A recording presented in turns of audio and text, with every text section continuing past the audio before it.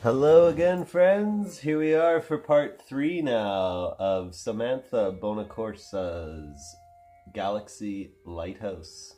The third. She's got 3 versions of this. That's how cool it is. So, we've done the red, purple, and blue in the top and bottom. We need another piece of paper towel. We're going to make another dabber, so we fold in half, and half, and half again. I also freshened my water up. I got new water too. Just because we're going to a new color family now. You know, we're out of the blues and reds, and we're going to get into the greens. And that has yellow in it. So anytime you mix the 3 primary colors of yellow, blue, and red, you end up with kind of a muddy orange, and we don't want that in here. We're going for bright color, clean, crisp color. So I think a really good way to get started, to transition, is just a little bit of white right off the bat. I use the edge of my plate often to just dab the excess off. Oh yeah. Let's move this down here. And right on top there of just the first couple inches of blue. Well, yes, and right now we are listening to Beethoven's Septet in E flat major, Opus 20, second movement. Sounds so pretentious to say that kind of stuff sometimes. Second movement, Beethoven's Septet. Woo! Look at that. Don't cover all your blue. Be careful. Don't go too crazy. And pull it back a little bit at a time, right? Otherwise, things can just get unruly. Undo all of that beautiful dabbing from part 2. One of my favorite YouTubers says, do a dab, do a dab. Ooh.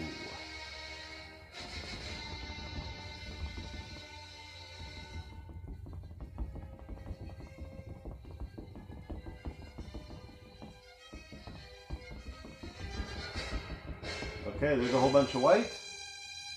Now we're going to get into the green. So let's have a look at the original again. Because I want to try and get that really nice green that she's got in here.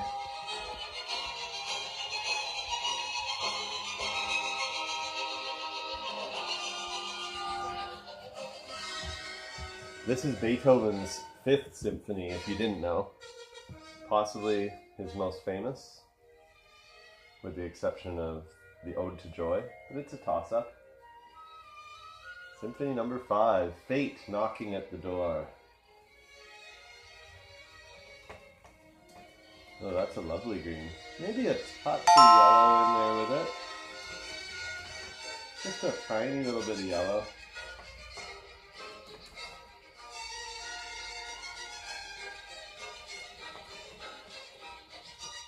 Yeah, just a touch of yellow too. Let's see how this looks.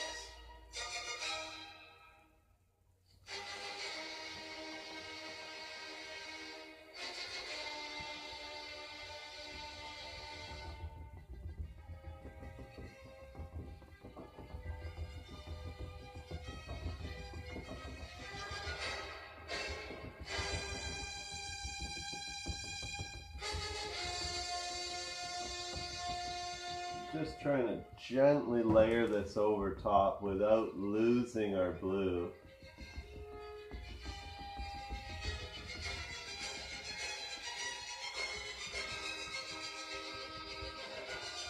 You can always use the top edge too to get if you got too much paint.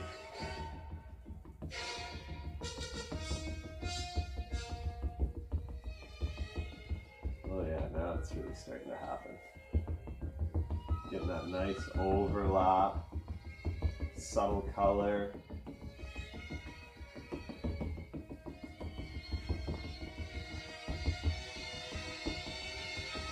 Sometimes you don't need to go back for much more paint. It just depends on what you're going for. What you like, everyone has a different sort of take on what they like.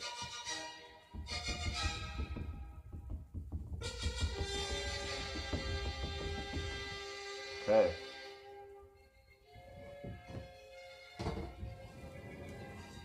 I'm going to flip it around, turn it inside out and remove that, go to that, and just want to get some white to tone down this area.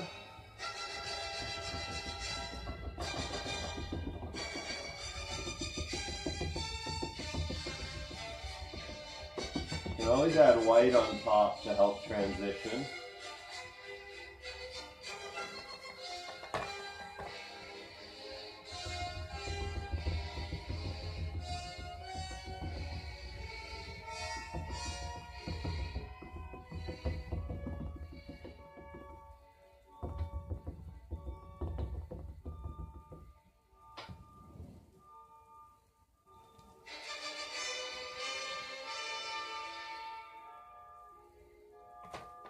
And we've got a little bit of green coming back this way too.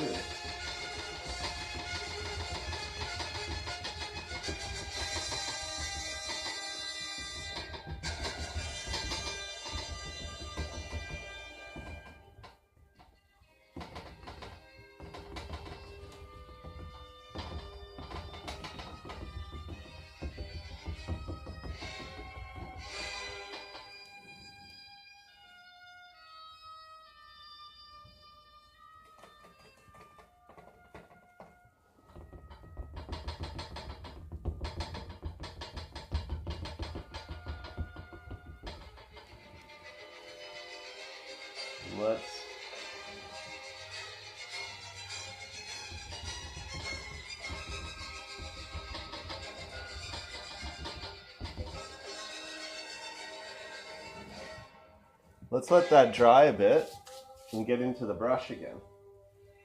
So now we want to start adding some white and some of this green and some yellow in there too.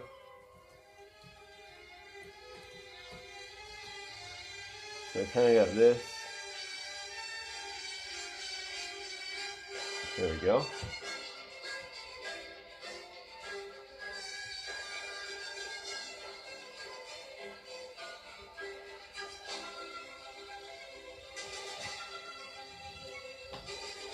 And I think before I put any color on, I'm just going to start with a little bit of white, because that is such a nice fade. So here we're going to get a little bit of white going.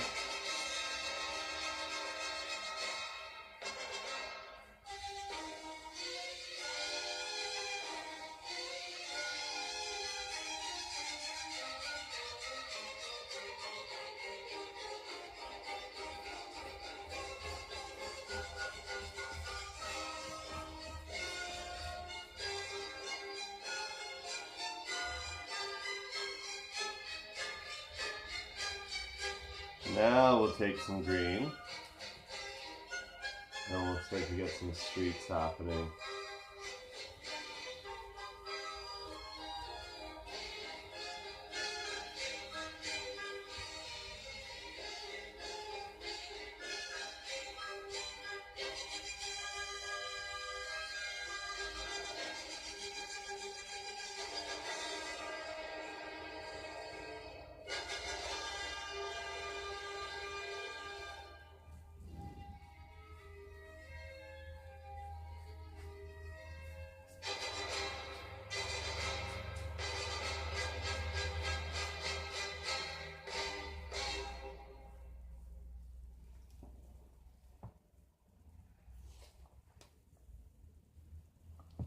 There we go.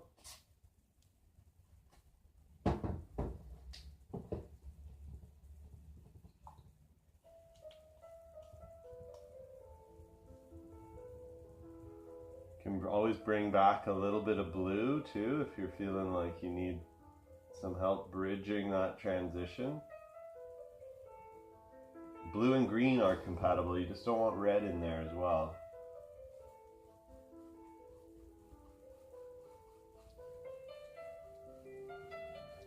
See how a little bit of blue back in there helps to bridge that gap?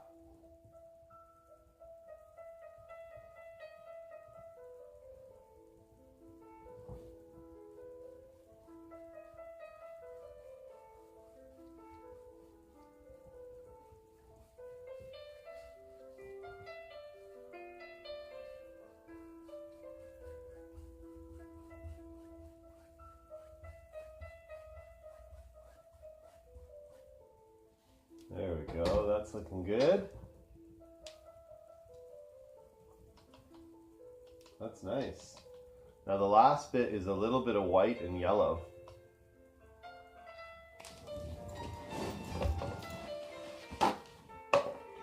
So we're going to do the same thing we just did with the green, but we're going to use white and yellow.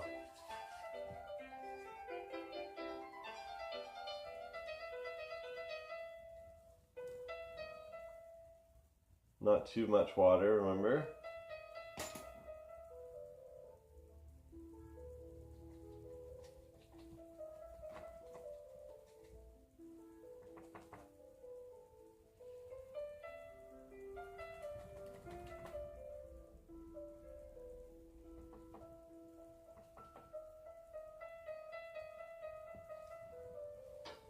So let's get a little closer.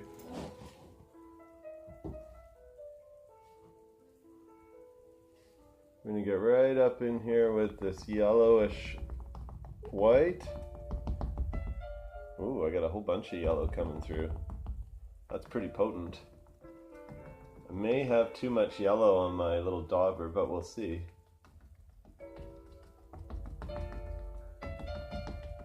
Can always add more white on top. I just don't want it to dry too quickly. Once it's dry, it's much harder to soften it. So we get a bit of white on top of any color that's too powerful. Just get some white on top of it right away.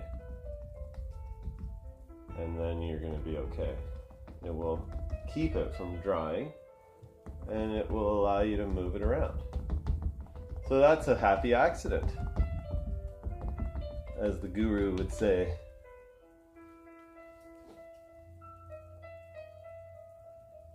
A little more white.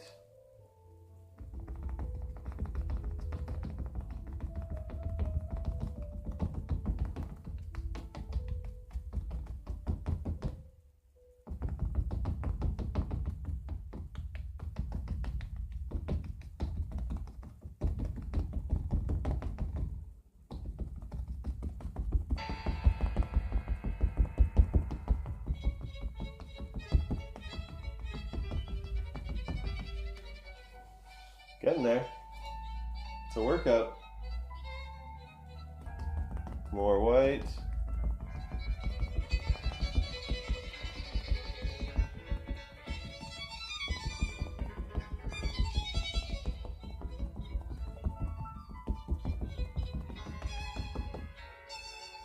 I'm just dabbing like crazy. And you can kind of see the yellow and white are blending together.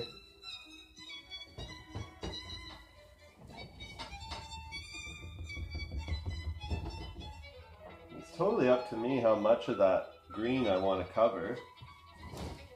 I'm going to add more white and bring that white out on top. So it's not quite as prevalent.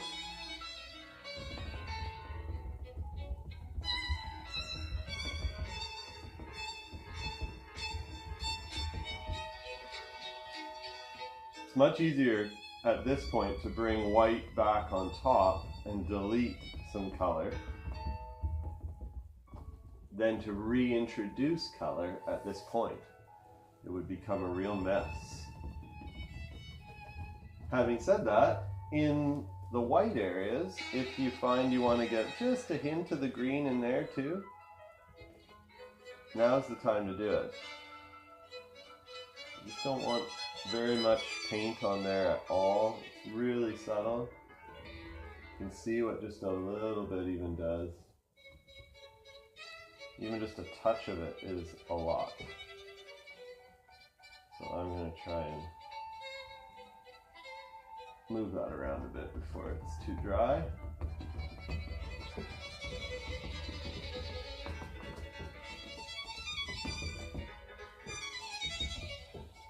There we go. Now I've just got this last little bit of yellow and white. It's not a lot of yellow at all, really. Very small amount. And I just bring that from the left side over. It's like the same technique we used over here with the black. We're just on the other side now with the white. We're going dark to light.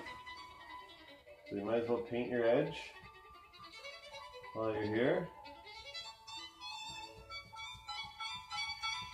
Helps you get the extra paint off too.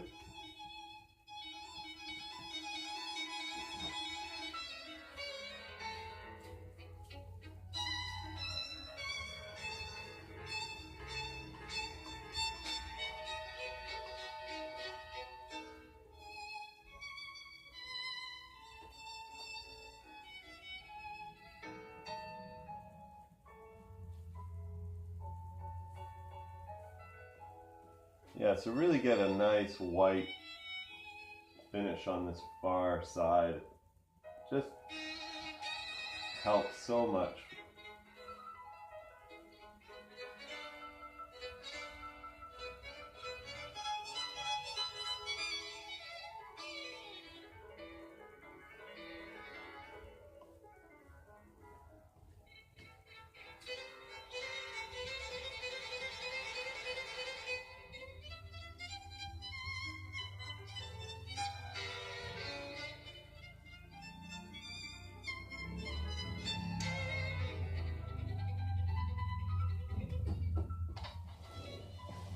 There we go. So that's the last step. Well, let's see if I can get you a good view of it here. It's so bright. It seems like it's so bright. It's just the wetness of the paint, I think. So there we go. I'll be back to do the final step, which is put in the rocks and the lighthouse and some stars, and we're done. See you soon.